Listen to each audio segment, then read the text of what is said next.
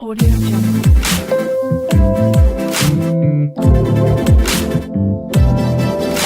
Stream fishing. Audio Jungle.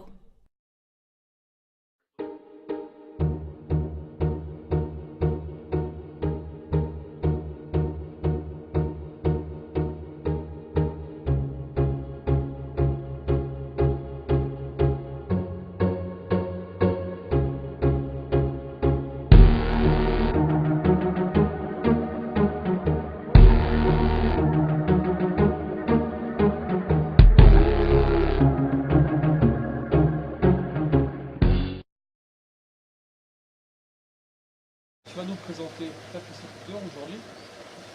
Déjà d'une, comment c'était venu l'idée de reprendre cette activité comme ça sur un coup de tête, tu te dis voilà, qu'est-ce que tu as fait comme étude?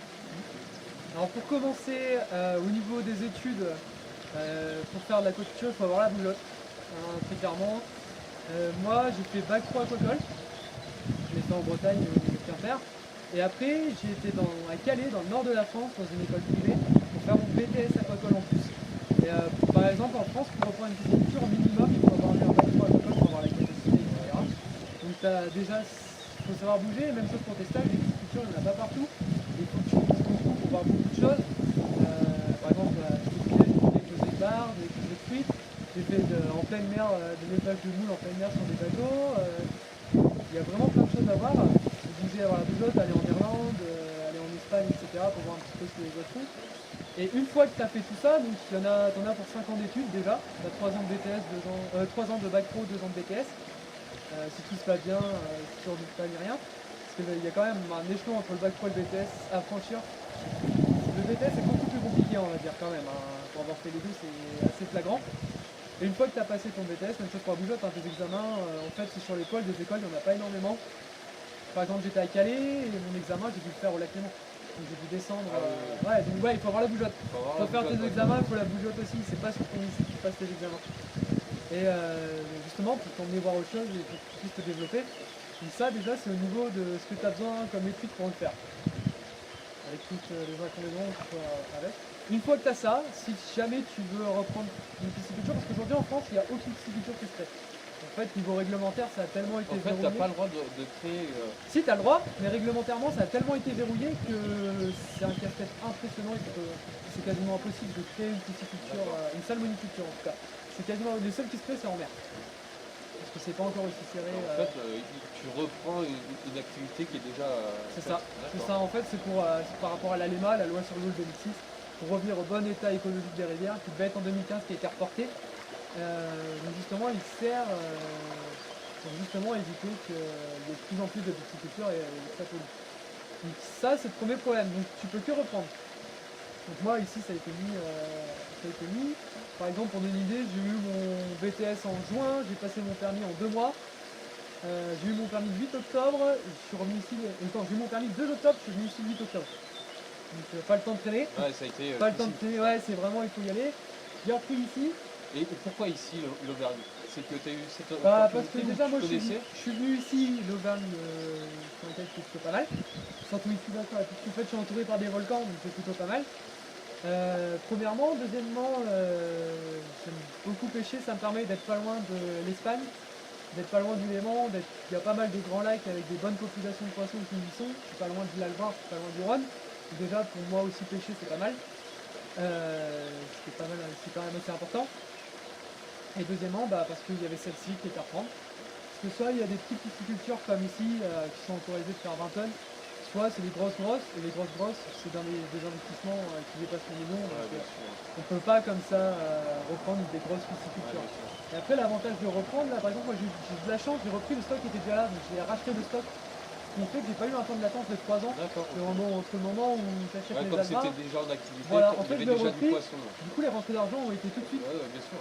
Du coup, c'est ce qui te permet de vivre, parce que sinon, pendant 3 ans, pendant 3 ans, tu rentres 0 €, tu dois payer, parce que tu payes ton aliment, tu payes tes charges, etc. Donc tu dois payer.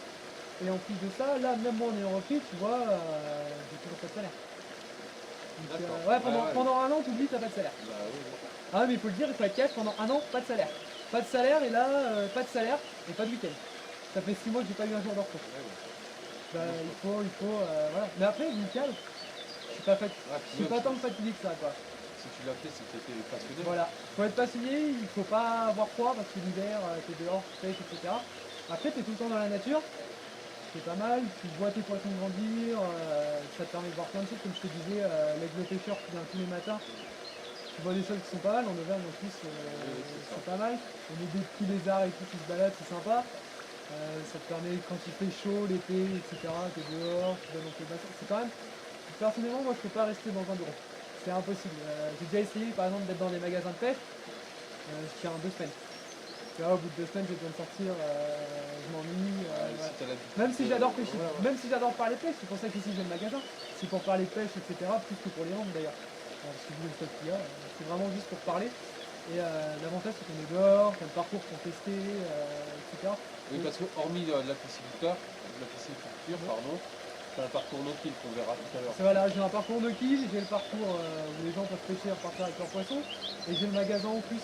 Parce que ça venait, je parlais avec Renaud, je parlais et il me disait comme quoi en France il y avait de plus en plus de monde qui se mettait à la pêche, de jeunes et filles, beaucoup de filles se mettent à la pêche, c'est top, c'est génial. Et en plus de ça, en fait, les leurres, c'est comme je te disais, c'est des outils. Donc là, une fois que tu les prennes et que tu les manies comme si c'était tes outils. Donc ils ont vraiment une fonction pour un programme donné, un peu comme TKM, etc. Et en fait, souvent, la plupart des pêcheurs, quand ils vont pêcher au leurre, ils y vont, ils pêchent, mais ils pêchent parce qu'ils ont trouvé le leurre bien, joli, etc. Parce que il marche, voilà. Et là, en fait, le but d'ici, c'est que si quelqu'un, même pour les pêcheurs passionnés, à force de faire 4-5 capots, ça fait du bien de revenir ici et de prendre des poissons records, parce que les poissons de banque, c'est quand même des poissons records. Et pour les jeunes, moi je suis là aussi pour leur montrer par exemple comment on anime un stick bait. Un stick bait, ça s'anime quand même haute au début et on descend, de façon à ce que le fluoro tape pas sur la. De façon à ce que le fluoro tape pas sur la surface avant ton leurre. Parce que du coup le poisson ça fait une perturbation avant ton leurre. Une canne haute qui descend au fur et à mesure qu'on leur rapproche. Voilà, c'est plein de petits conseils comme ça, mais qui au final font que ta pêche change totalement. Ta pêche change, tu rentres plus de poissons, tu prends plus de plaisir. Et en plus là tu as le parcours pour t'entraîner. C'est quoi de mieux pour montrer l'animation d'un leurre que de prendre une pario de 80 quoi. Et en plus de ça, il y a les bateaux que tu as vus. Il y a le bateau que tu as vu, que je vends aussi ici, qui permet, transportable, etc., qui permet quand même de se balader, d'être mobile. Je vous ferai voir ça par la suite avec les produits qu'il présente, qu'il vend. Je vous ferai tout ça, je vous ferai un petit montage spécial. Et on va continuer sur le but typique de la piscine. Il y a de quoi parler. Voilà. On pourrait faire sur les deux là. Et du coup, pour revenir à la pisciculture là. Donc, alors, c'est quoi la différence entre la tienne, ta pisciculture et celle-là des autres en fait? Parce que toi, tu as inventé, non, tu t'es lancé dans un projet, de ton projet qui est différent à celle-là pour tout, il y a quelques kilomètres au-dessus de toi. Déjà, il y a un truc qui est sympa, c'est que moi je suis le patron et j'emploie le père. Et je forme le père. Donc déjà ça c'est assez marrant, parce qu'ayant tous les deux des caractères assez prononcés, je donne des ordres et j'engueule. Donc, voilà. Déjà ça c'est assez marrant à voir sur la piscine au quotidien. À la maison c'est pas pareil. Du coup ils se vengent. Ouais, voilà. Du coup ça se venge quoi. Non mais ça va, on s'entend bien. Et justement pour revenir, moi je pêche depuis l'âge de 4 ans. Et en fait ma passion elle a commencé avec lui, c'est lui qui m'a appris à pêcher. Et en fait quand je suis né, j'ai toujours été dans les poissons parce qu'il avait un élevage de discus. Donc c'est des poissons en azonien d'aquarium. Du coup j'ai toujours été dans les poissons. Il a arrêté cet élevage-là. Moi j'étais en formation, on a repris ensemble. Puis après on a repris ici, on a arrêté le discus, on a fait des trucs. Et du coup voilà, depuis mon maison, c'est passé comme ça. Et après la pêche, quand on attrape le premier poisson, après c'est dommage on n'arrive plus à décrocher quoi. Donc c'est venu comme ça. Après la différence entre ici, donc déjà on est en bio, on n'est pas en conventionnel. Déjà voilà. tu as une différence au niveau de densité. Voilà. La plus flagrante c'est ça. En dehors des produits qu'on a le droit d'utiliser, etc., c'est aussi important. Mais c'est surtout qu'ici, je travaille à 5 km3. En bio, tu as le droit à 25. Donc si je veux, tu as 25 pour. Ici, le but, c'est pas de faire de la quantité, c'est vraiment de faire de la qualité, au top. Donc on est à 5 km3, donc comme tu peux le voir, les poissons ils sont mutés, ils ont des nageoires, il y a des systèmes qui font du courant, ils sont pas abîmés, c'est vrai que tous les poissons qu'on a pu voir au sein des vidéos précédentes, des images que j'ai pu faire, j'ai pas vu un seul poisson qui était abîmé, à part quelques poissons qui étaient abîmés, mais c'est pas dû aux maltraitances qu'ils ont entre elles en fait. Non, c'est dû. Voilà. Ça, malheureusement, on l'a surtout sur les œufs aussi. Hein. Ouais, bien sûr. C'est un champignon qui se met sur les. Si on a une petite plaie, ça se met dedans. Ouais, mais c'est pas dû aux truites en fait, c'est ça que Non. je vais expliquer. Non. C'est C'est pas parce qu'elle se frotte. Voilà. Non. Parce que là, voilà, on le voit, hein, elle a de la place déjà pour bouger, etc. Et donc, premièrement. Et deuxièmement, ici on fait 5 tonnes à l'année. Alors on va augmenter quand même, on va faire 7-8 tonnes à l'année.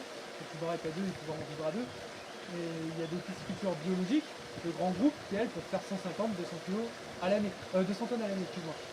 Donc déjà ça c'est déjà pas mal, c'est déjà bien. Et si on part sur les piscicultures conventionnelles, elles ont droit à 150 kg par mètre cube. Donc là, je t'ai montré en nourrisson là-bas, Ouais, t'as 5 bien sûr. kg, donc t'imagines quand il y a 150. Ah ouais, c'est vrai, c'est énorme. Voilà, donc première. Deuxième chose, c'est que moi en traitement, comme je t'ai dit, en 3 poissons, je ne vais pas m'amuser à traiter. Je traite quasiment pas. Pour te dire, la plupart du temps, je ne traite pas du tout. Si je traite, c'est vraiment qu'il y a un gros problème. Et les produits que j'ai le droit d'utiliser, ils sont très restreints, j'en ai le droit qu'à 2. Alors qu'en conventionnel, tu as le droit au formol, etc. Moi, j'en ai le droit qu'à 2, et c'est de l'eau oxygénée. Ah, puis toi, t'as de l'eau, l'avantage que t'as aussi, c'est que t'as de l'eau en permanence. Voilà, j'ai de l'eau en permanence, avec une température en permanence, et qui n'est pas polluée. Par exemple, s'il y a une grosse pluie, si l'eau va rester claire à côté, elle va devenir marron, quoi, comme dans une rivière normale. Donc ça, c'est par rapport au bassin d'argent que c'est tout. Donc t'as ça, et le dernier point que tu as en conventionnel et bio, c'est que du coup là, ici, je suis en aération. En bio, tu as le droit que à l'aération. Donc là, tu as 3 types, tu as l'aérateur de surface, là-bas les hydroquettes et le venturi. Donc tu as 3 choses bien différentes. En fait, je prends l'air environnant, donc on a 20% d'air, l'oxygène dans l'air. Donc cet oxygène-là, je la mets dans l'eau. Donc je peux arriver à la saturation, mais je ne peux pas passer au-dessus. Tandis qu'en conventionnel, ils ont le droit d'utiliser de l'oxygène liquide. Donc là, c'est de l'oxygène liquide qui est à moins 300 degrés dans des grandes bonbonnes d'oxygène, sachant que c'est super dangereux, parce que ça explose, hein, c'est de l'oxygène. Et en fait, l'avantage, c'est qu'ils peuvent envoyer eux de l'air pur, donc à 100% dans les bassins. Donc ils peuvent augmenter leur quantité, nourrir plus. Donc c'est vraiment c'est sur les qualités là par contre, hein, ça va changer. Donc c'est vraiment les 3 grosses différences que tu as entre le bio et le conventionnel. Et après, tu as des différences entre le bio et le bio-bio. Ouais, ça fait deux choses totalement différentes. Et quel type de poisson tu as aujourd'hui en élevage? Alors là, sur la pisciculture, j'ai 3 espèces. La truite arc-en-ciel, que tout le monde connaît. La fario qui est emblématique. Alors en fario, c'est assez marrant, c'est des poissons, des souches. Moi, j'ai 2 souches différentes. Au niveau, si on regarde les points, j'en ai qui ont des points rouges et des points orange. Alors voilà, Ouais, c'est si quoi on la regarde différence? Alors, pour reconnaître une fario d'Inard, Voilà. alors pour reconnaître la fario d'Inard, même son saumon La d'Inard, saumon, ouais. les points, la robe, non. Parce que si on va en Corse, les poissons, les truites fario, elles sont noires. Donc déjà là, les poissons sont différents. Ce qu'il faut regarder en fait, c'est au niveau de la commissure de la lèvre. Tu as ta commissure de la lèvre sur ton poisson, et en fait tu tires un trait sur l'œil de ton poisson. Si ta commissure est derrière, c'est une fario, c'est les devants, c'est une arc. Ouais. Juste au milieu. Ça c'est indéniable. Vraiment les robes sur les poissons, on le voit aussi sur les brochets. Hein. Sinon le milieu dans lequel il est, c'est sur les bacides, acides ou basiques. Déjà il ne va pas grandir pareil, etc. Et en plus de ça, leur robe change. Donc si ton poisson, on le voit très bien sur les cendres, si ton poisson tu le prends sur du gravier ou si tu le prends par exemple sur un tas d'herbe, tu vas voir que tu vas pas même te briser sur les barres, même chose, parce que quand on pêche les barres à vue dans les vestiaires, ils sont marrons, parce qu'ils sont sur la vague, d'un seul coup ils vont passer sur des bancs de sable et ils vont devenir beaucoup plus clairs. Et le moment où on peut les avoir, justement c'est le moment où ils passent du banc noir de sable au banc marron, en fait ils restent soit blancs, soit noirs pendant un petit moment, donc on arrive à les voir, le contraste est énorme, donc on les voit. Donc en fait, tes robes de poisson sont pas expliquées. D'accord. Ça c'est un effet précis, il faut vraiment regarder ta commissure de la lèvre. Ça marche par qualité. Après, t'as quoi, du saumon de fontaine? Ouais, j'ai du saumon de fontaine aussi. Et Donc, lui par contre la robe ça marche. Hein. Ça c'est. Voilà, indéniable, hein, là, on peut pas le- les nageoires blancs, rouges avec le liseré blanc. Et t'as de l'ombre aussi. En fait j'ai saumon de fontaine et Voilà. bleu de fontaine, les deux se bougent. Voilà. Un peu comme le barilou quoi. Ouais, Les deux se exactement. bougent. Justement ces poissons-là ils ont une eau qui dépasse jamais les 15 degrés. Voilà. Parce qu'on disait à quelle C'est température ça. idéale pour une pisciculture ou pour les reproductions en rivière naturelle ou quoi que ce soit. Ça a beaucoup d'importance Ouais. à la Alors température. comme je te disais, les poissons sont plus que le terme. C'est-à-dire qu'ils n'ont pas besoin de réguler leur température interne. Nous, on a besoin de réguler. Donc, la moitié, même 95% de ce qu'on mange, de notre énergie, c'est pour nous chauffer. En hiver, c'est pour ça qu'on mange plus en hiver qu'en été, par exemple. Ouais, bien sûr. Donc déjà, ça c'est un premier point. Donc en fait, tes poissons, ils vont manger, plus il fait chaud, plus ils vont manger. déjà premièrement. Après, plus il fait chaud, moins tu as d'oxygène dans l'eau. Donc sinon, tu vas pouvoir les nourrir théoriquement quand on a beaucoup. Et en plus de ça, par rapport à des élevages de poissons d'animaux terrestres, je pense au porc, à la brebis, à la vache, eux, ils ont besoin de réguler leur température, donc ce que tu vas leur donner à manger, ça va pas être pour faire de la matière, ça va être pour eux se chauffer. Donc ça c'est le premier point. Le deuxième point, en plus de ça, c'est qu'une fois une cuite, ça fait 2000 ovocytes par kilo de femelle. Donc l'ovocyte, c'est l'œuf, je dis des bêtises, mais c'est l'œuf non fécondé, ça s'appelle un ovocyte, ça s'appelle un œuf à partir du moment où c'est fécondé. Donc ça s'appelle vraiment ovocyte. Et justement, ça fait 2000 ovocytes, pour ça que j'ai parlé en ovocytes, ça fait 2000 ovocytes par kilo de femelle. Par exemple, une femelle de 10 kg va faire 4000 ovocytes. Sur ces ovocytes, on a 80% de taux de survie, donc on perd 20% justement au moment où la réserve d'utérus va se résorber et la première alimentation, la première fois de leur vie où ils vont manger, où ils vont chasser et s'alimenter. Donc ça c'est le premier moment où on perd beaucoup de poissons. Et le deuxième moment où tu perds beaucoup de poissons, c'est le moment où en fait ils ont besoin de prendre monter en mer pour prendre une petite bulle d'air pour faire leur vessie natatoire. Et le problème c'est que si tu as une pellicule de gras ou si on parle on va dire des pollutions d'essence ou d'huile, en fait ils vont pas réussir à percer parce qu'elles sont toutes petites, elles sont toutes faibles, elles vont pas réussir à percer. Et du coup, tu as un gros taux de mortalité à ce moment-là aussi. Donc ton eau, faut que tu veilles que ce soit lisse, quoi. Parce que l'eau, que ce soit pour la pêche ou ici, c'est un obstacle. Enfin, on parlait des stick bait, c'est un obstacle. Donc, voilà, percer du couteau et venir dans notre atmosphère, nous, pour des poissons, c'est pas normal. Sauf quand ils chassent, mais voilà, ils prennent des risques, il faut savoir qu'ils prennent des risques quand ils prennent en surface, parce qu'ils s'exposent, etc. Eux, ils en sont conscients, les pêcheurs un peu moins. Et donc ça, t'as ça déjà à gérer, c'est pas mal.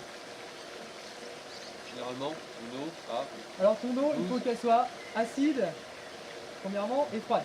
Parce que si ton eau est en coefficient de des eaux basiques et chaudes, normalement il faut qu'elle soit acide et froide, parce que les poissons ils traitent de l'ammoniac. Et en fait, ton ammoniac, c'est un rapport entre deux. Tu as le NH4+, et le NH3. Et en fait, si ton eau est acide ou t'en as un qui est beaucoup plus toxique que l'autre. Et si tu en as un milieu acide ou basique, en fait, ils s'échangent. Donc le but de toi, c'est d'aller vers le moins acide. Sauf que quand tu es basique, ça va vers celui qui est toxique. Donc ça, c'est le premier problème qu'on peut avoir. Moi, j'ai un pH de 7, donc une eau qui est totalement neutre, ce qui me permet d'avoir des taux de croissance un petit peu supérieurs. J'ai un pH de 7 et l'eau ne dépasse jamais 15 degrés. Donc l'optimum, c'est entre 12, 13, 15 degrés, quoi. Dès que ça dépasse les 20, 25, vraiment les poissons sont pas bien. Tu nourris pas, tu bouges pas, tu as mis tous les aérateurs pour leur mettre de l'oxygène. 25 c'est vraiment pas top. Même dès que ça dépasse 20 c'est pas top. Hein. Le top c'est vraiment en dessous de 15. en dessous de 15. Ouais, dans ces alentours là. Et combien de fois par jour tu nourris? Bon après sans compter, sans parler de la chaleur ou quoi que ce soit, mais généralement Donc il va manger en fonction de la température aussi, même chose. Voilà, c'est ça c'est valable pour toutes les espèces. Plus c'est chaud, plus il va manger et plus il va digérer rapidement, donc plus il va manger souvent. Ici par exemple, pour nourrir les poissons que j'ai ici, comme je te disais, il y a 40 kg à peu près par jour qui sont balancés, 4 fois par jour.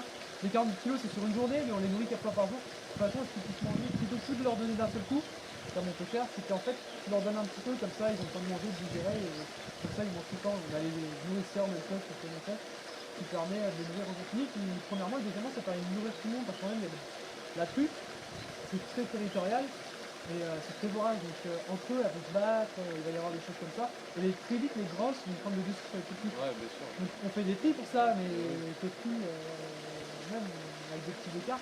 Comme ça permet de nourrir tout le Quelle monde. est la truc qui mange le plus? Alors celle qui mange le plus, c'est l'arc-en-ciel. C'est l'arc-en-ciel. L'arc-en-ciel. Plus que le saumon? Plus que le saumon, ouais. Ah ouais. C'est l'arc-en-ciel. Celui qui se pêche le plus facilement quand il fait chaud, c'est le saumon.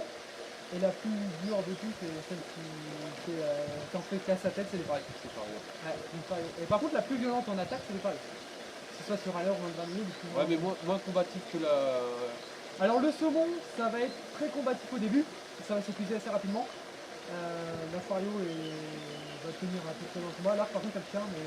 Elle tient beaucoup. Elle est en endurance là. Ah ouais. Si on en chope tout à l'heure, tu vois, c'est endurant et ça aime bien les chandelles. C'est très endurant et ça aime les chandelles. Sur les arcs-en-ciel. Bah merci bien. On va se retrouver dans quelques minutes, histoire de passer à côté. On va vous faire découvrir la partie Noki, le magasin, je pense. Ouais, même si le magasin là il est pas plein, vu que c'est pas encore arrivé, mais il y a quelques trucs c'est sympas. histoire de faire découvrir ton exploitation, parce que voilà, ça se mérite d'être reconnu vers chez nous, parce que je sais que j'ai des abonnés qui sont de la région et que des fois qui me demandent pisciculture, tu connais ou tu connais pas. Bah, voilà, vous avez la preuve en direct, il faut venir. Voilà, et puis le magasin en plus il y a un truc bizarre. C'est pas un grand magasin comme un Alcedo, etc. Tu verras, il est tout petit. Il y a que 3-4 vitrines, mais le but, après j'ai le catalogue, vu que je travaille avec Ultimate, moi je les appelle et en 24 heures ils me l'envoient. Donc c'est assez rapide en fait selon tes commandes. Il y a juste les bateaux qui demandent plus de temps, mais ils l'envoient assez rapidement, donc je travaille beaucoup sur commande. Après il y a quand même des petites choses dans le magasin, mais le but c'est que ce soit. Il y a même de la truite. Ouais, c'est ça. Mais après le but c'est vraiment qu'on puisse. C'est plus de parler, etc. quand même. Bah oui, c'est de pour ça montrer. qu'il C'est un petit peu un truc comme, je sais pas si tu connais les épiceries fines, etc. Le but c'est de montrer les produits, c'est un peu des vitrines en fait, Ouais, c'est de tout à fait, montrer ouais. les produits qui sont beaux, qu'on aime bien montrer. Bah, après je te le rassure, le magasin c'est principalement de la suite avec le parcours. Voilà, mais s'il y a des trucs pêcheurs de brochet, j'ai réussi à glisser 2-3 références pour le brochet. J'ai même réussi à glisser 2-3 références passe-partout. On parlait du dark spin qui passe pour toutes les espèces. Et il y a de quoi faire quoi. Après dans le catalogue ça va du thon, la carange en passant par la truite, le chevel, tout ce que tu veux. Puis bah moi après je suis là pour en parler. Pour parler pêche comme on fait depuis tout à l'heure. Et puis voilà quoi. C'est pêché. C'est pêché. On va regarder aller ça. faire. A tout de suite les amis.